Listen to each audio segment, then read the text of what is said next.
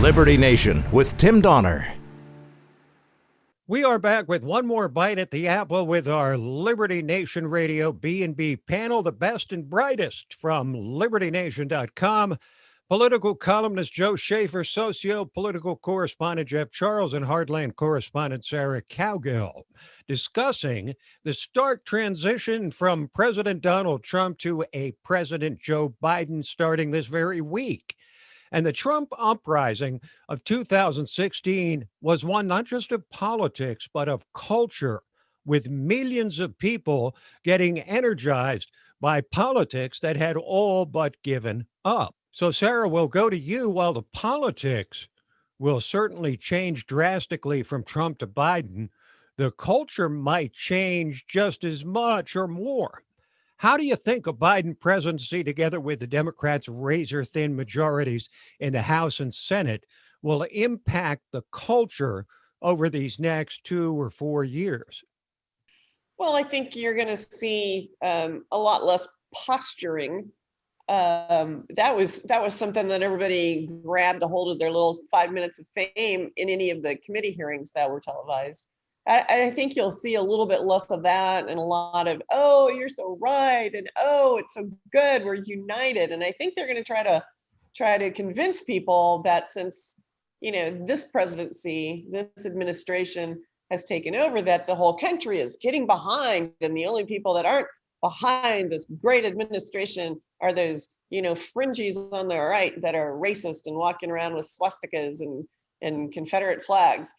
And that's not going to be the case. They're going to try to convince us that's the case, but that's not going to be the case. This country is divided, and it's divided between, the people that voted for Joe Biden and the people that voted for Donald Trump. You're not going to see any kind of, off the reservation on either side of that. Although the media and the Democrats will try to convince us that everybody's happy. We're all happy now. We're happy. Okay, Joe, what can we surmise about the Biden presidency from the cabinet and the attorney general that he has nominated? They're rife with globalists if you look at it all the way. I mean, look at his core advisors. They're all committed to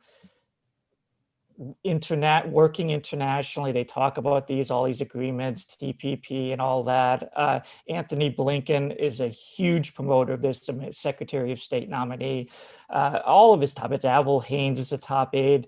They're committed to this internationalism, and it makes them natural allies with Bill Gates, big tech, and all that. So when you look at what is this administration, it's not just his cabinet. It's this whole umbrella, this whole new power structure that is big tech, that is big philanthropy, that is Bill Gates and Mark Zuckerberg, and is the media. It's like a gigantic nexus.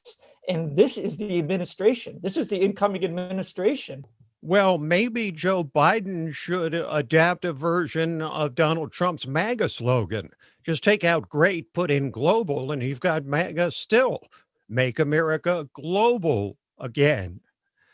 But Jeff, one of the positive things out of this election for Republicans was that they did increase their minority vote. Donald Trump put a lot of effort into ramping up his popularity in the Hispanic and Black communities. How do you think this changes the GOP going forward? Yeah, it does provide a huge opportunity. Trump laid out a template that they can build on. But as we all know, the Republican Party tends to miss opportunities or never misses an opportunity to miss an opportunity. So it's still too early to tell. I'm hoping that what Trump did kind of wakes them up and gets them to see, hey, maybe we can start making some inroads here. I mean, because they have to at this point. That this is part of it being a new party and a new conservative movement. If they don't, then we won't be relevant in 20, 30 years. So hopefully that they are waking up to that, and hopefully they're waking up to it in a way that they're going to actually start taking it seriously instead of just paying lip service to it, because that's what they've been doing over the past few years. Trump hasn't, but the Republican Party has. They always make it seem like, oh yeah, we're trying to reach out to minorities when they're really lying about it. They're not really trying. Hopefully this will spark something in them, or spark something in the rest of us to force them to do it.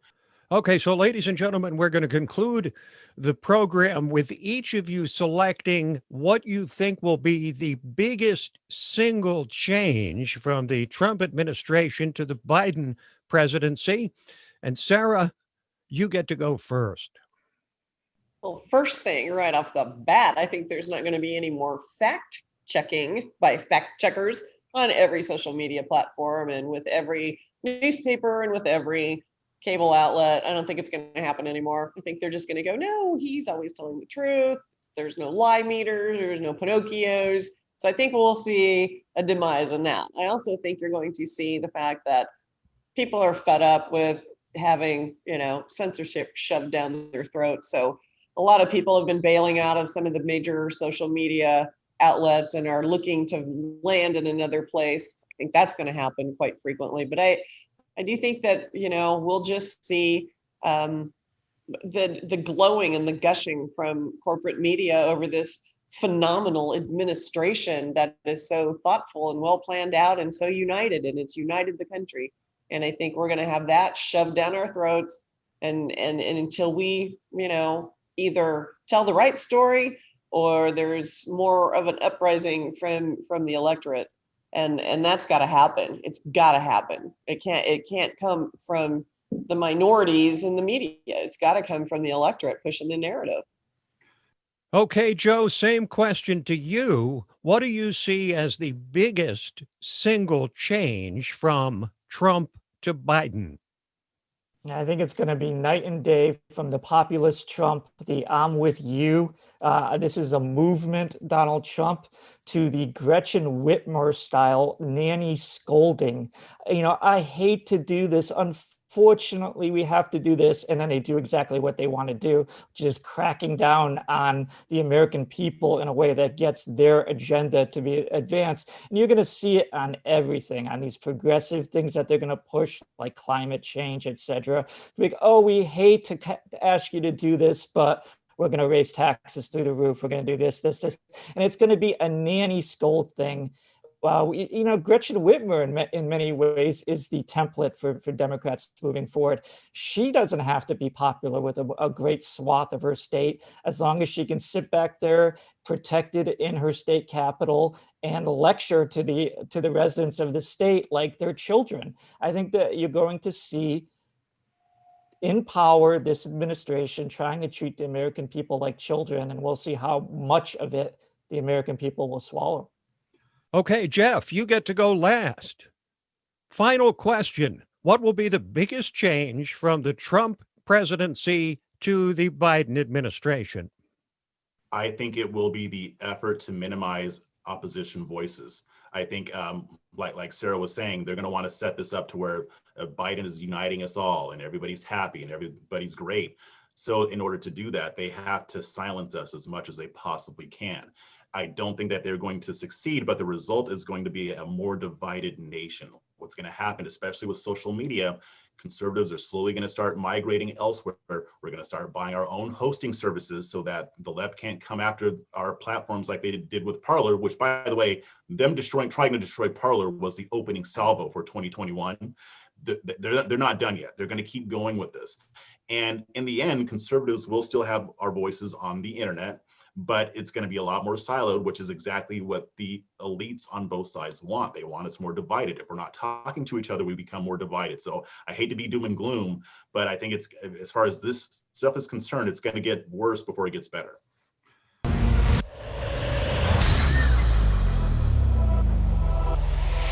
Hi, I'm Lisa K. Donner, along with Mark Angelides, Sarah Cowgill, Tim Donner, and Scott Cosenza, and this is Liberty Nation.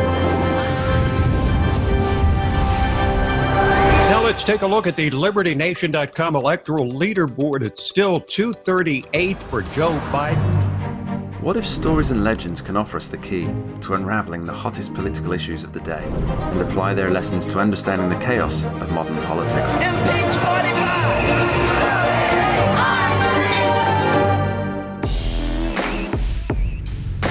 Only where freedom of speech is honored can people who look, sound, or think differently be truly free.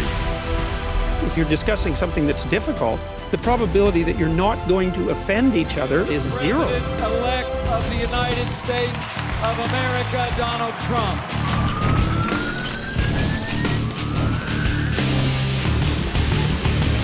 Donald J. Trump is now president. With one click, Liberty Nation delivers tomorrow's news. And remember, liberty. Today. All the time and everywhere.